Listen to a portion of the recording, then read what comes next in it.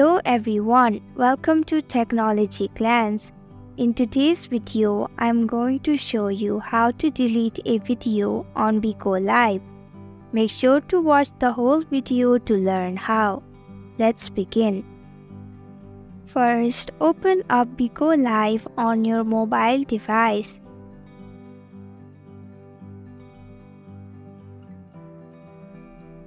Tap on the Me icon at the bottom right of your screen. Now go ahead and tap on the profile icon at the top right of your screen.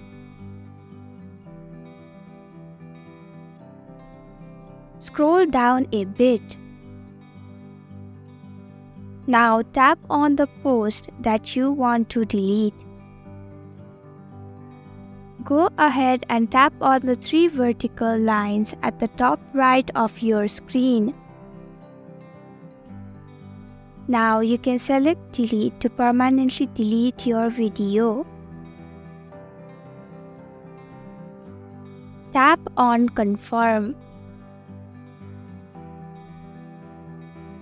Now you have successfully deleted your video on Bigo Live. I hope you found this video helpful.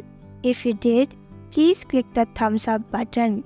If you have any questions or thoughts, type them in the comments below.